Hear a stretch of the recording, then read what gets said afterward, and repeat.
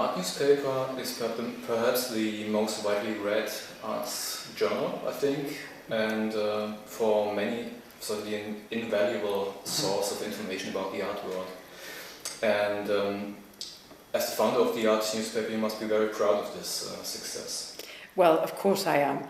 But I think I must give credit to somebody else to start off with. Umberto Alemandi founded the Giornale dell'Arte back in 1983. And the concept there was the absolutely key concept behind the art newspaper. That is, something that covered the whole art world.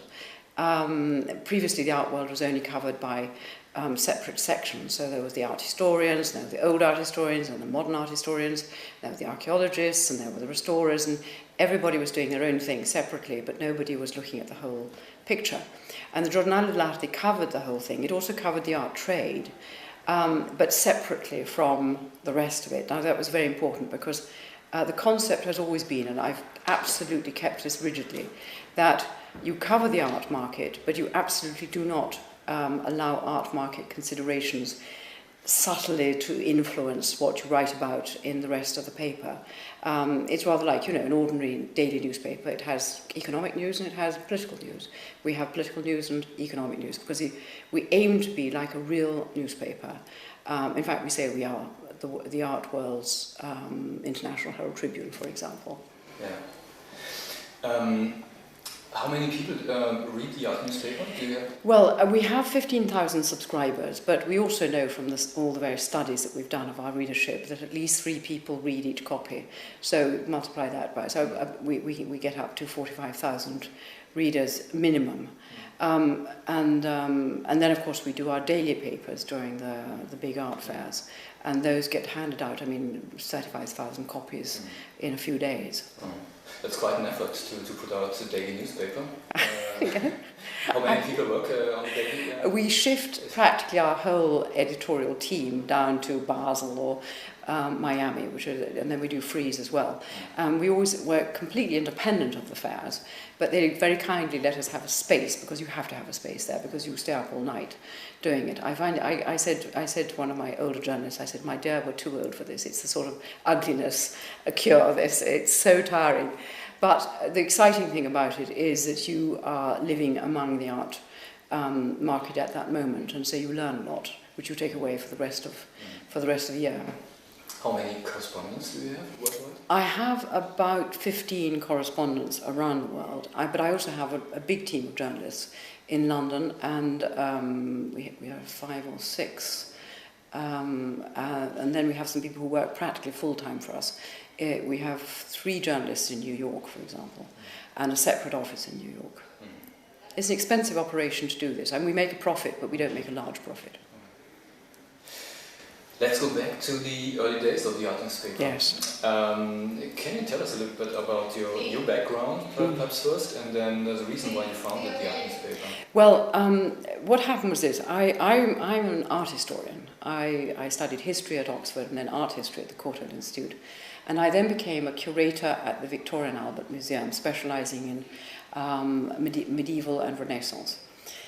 So after 13 years of that, I thought, I don't have the calling to be a scholar. I want to be something else. I became the editor of an art magazine called Apollo, and after quite a short time, I realized that the general art history reader doesn't really exist anymore. There are specialist readers with specialist publications. So you have, Print Quarterly for the print people, and you have various academic publications. But the general reader is inexistent. And that was when I saw the Giornale dell'Arte, which I thought, at that stage I already spoke Italian. At that stage I thought, this is what the art world needs. And I got to know Umberto Alemandi. So he said to me one day, because a rival was launching something like it, he said, "Will you start a newspaper?" I hadn't the faintest idea what it entailed. I started off with myself, one other person and half a secretary in a room in Fleet Street, and we worked for 14 hours a day for 7 days a week for 2 years, after which I said, enough, we must have some more staff. So we got some more staff. And the thing has grown as things do grow. I warn anybody who wants to start a magazine is that you always run out of money.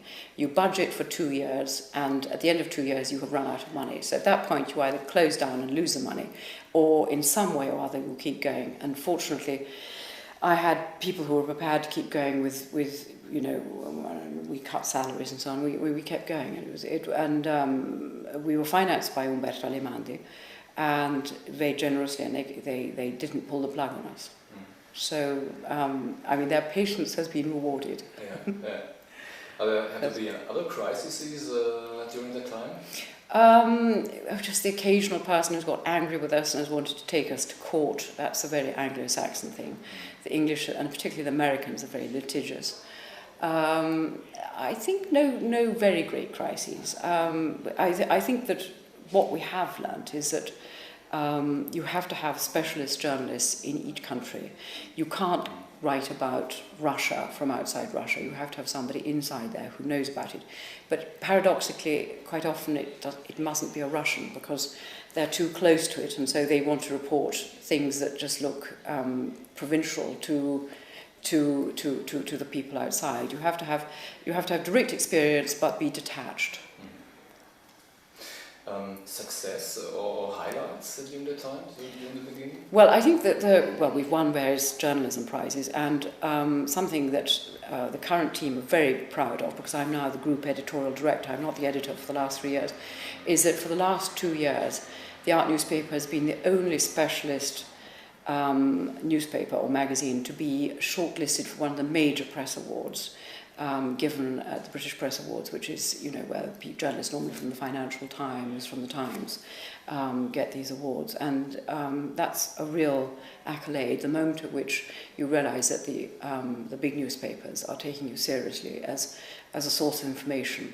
And I think we can say that we are the journal of record. In other words, in fact, I know we're the journal of record because we get quoted and used by journalism courses in American universities and in various faculties, you know, teaching of archaeology and so on. They use our articles because we're giving primary material.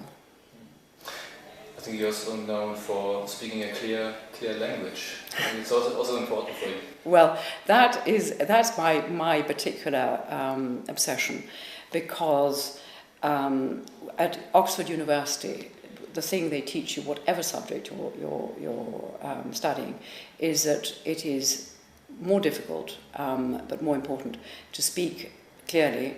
And however difficult it is, the subject you're talking about, the clearer you need to be. And Ernst Gombrich, whom I greatly admired and who was a friend, always managed to be very clear when writing about art. And one of the things I particularly disliked about contemporary art writing, and it's got a lot better now, but it was very, very bad in the 80s, was I thought there was a lot of deliberate mystification taking place. A lack of clear ideas was being covered up by very complex language that was supposed to make you think that things were deeper and more important than they actually were. So I thought, well, none of that. From the start, we're going to write in very simple, clear English. And to all new journalists, we give The Economist magazine's style guide, which also supports clear language. You're also, almost political, campaigning newspaper. Yes. Well, I think that, if you have the power to reach people, then you must use that power for things that you think are important. From the beginning, I have felt that the trade in archaeology was something on which there was a great deal of hypocrisy on both sides. On the one hand, there were the institutions and collectors behaving as though the trade in archaeological items was really the same as the trade in ceramics or old master drawings, no different, and should be completely free trade.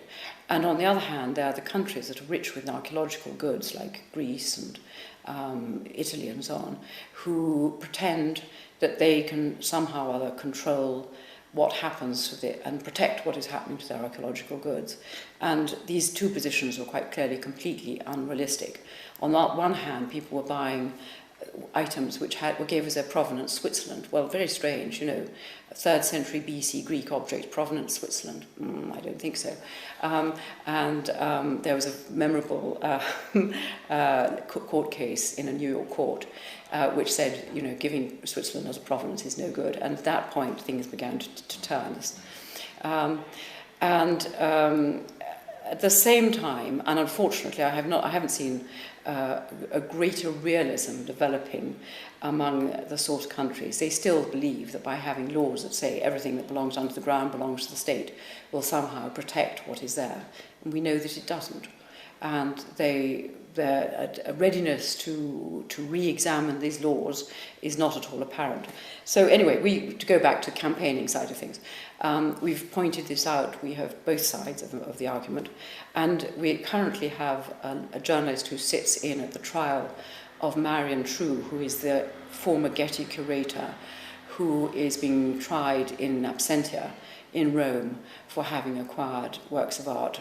She's been accused of having acquired works of art that were illicitly excavated and exported from Italy. We have somebody there who's reporting on every day of the trial, and I'm happy to say that we have 14 subscribers in the Getty Trust, so they're very interested in what we're reporting.